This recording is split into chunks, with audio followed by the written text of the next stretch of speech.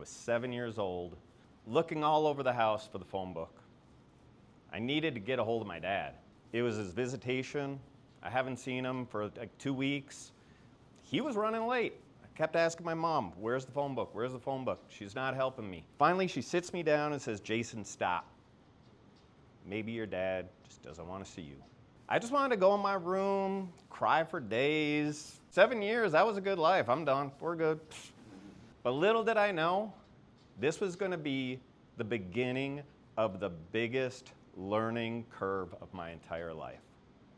I was never really into sports, like baseball, football, things like that. I just wasn't good at it. You know, I was kind of clumsy in that sense or whatever, but now Dad's not around, I feel like I'm really not fitting in. Then I just started getting into other hobbies. I found BMX racing. I loved that. And then I would find people that were at the track that were really into it, and they could help me out. Something breaks on my bike, and this guy would help me out, show me how to fix it. So now I'm getting some sort of a community. I'm starting to feel like I'm a part of something. And I would make friends, and then I would be hanging out with them and their families. So I started to feel like I did belong. So fast forward to now, I'm 19 years old. I come home and I see a note on the counter that says, Jason, your dad called. Call him at this number. I'm like, what? Okay, 12 years and I haven't heard from you. I mean, not a birthday, not a Christmas. And this is a small town in Michigan. We're talking 20,000 people. He didn't live any more than 4 miles away from me. Okay, call him up. He wants to go out to dinner. Cool, free dinner. Let's do it. Sweet. We sit down, we're talking. He says to me, well, don't you want to know what happened? Duh. It's only been 12 years. Where the heck you been, buddy? All right, so he tells me that Polly, who ended up becoming his second wife, I didn't seem to like her. I don't remember that, but I didn't like her. She could cook a gourmet meal. I thought it was disgusting, but if Dad made SpaghettiOs, I loved it. I was 7. Of course I wanted SpaghettiOs. All I know is when he told me this, it just blew my mind. Then he says to me, because of the fact that I didn't like her, she gave him the ultimatum, look, it's either me or the kid. All these years I was wondering what happened to my dad, but yet the answers were always right there, staring me in the face. His absence spoke volumes. When he told me he was given this ultimatum and he chose somebody else over his own son, why would I even want him in my life if he's gonna have those kinds of morals? When you have a friend, a girlfriend, a boyfriend, a spouse, and now you see that they cheat on you or they're picking somebody else over you or they're putting you down, this is a perfect sign. It's telling you this person doesn't really care that much about you. You should move on. I learned this. At 19 years old, I moved on. I never really heard from him again.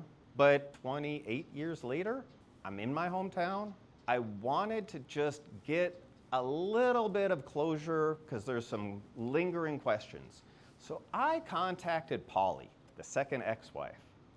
I said, hey, you know what? I just want to talk to you about a couple things. I know it was forever ago. I get a hold of her for a bit.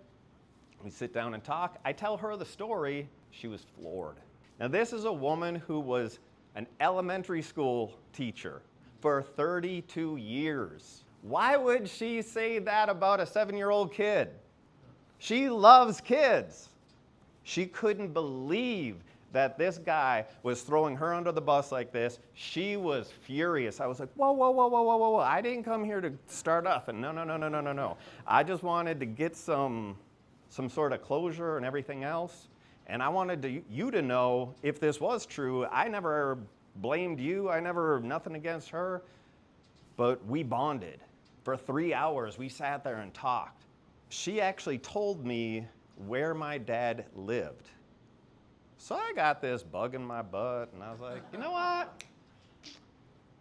Let's go over to his house. So I just showed up one morning, knocked on the door. He answered the door. He said, "Hi." I was like, "Hey, how you doing, Mike? Can I help you?" It's Jason. "Jason, oh my gosh, come on in." No lie, 7 minutes tops. "Well, you take care now." It was the perfect sign that told me every single thing in my life fell together absolutely perfectly. To be that way with your own son, like he didn't ask me for my phone number, email address, nothing. I walked out of there and I realized that the moment that my mom told me that he didn't want to talk to me was the beginning of me building resiliency. All I can say is if you can take some of that resiliency and build on that, you too will be able to make an amazing life for yourself. And you can have everything you've ever wanted.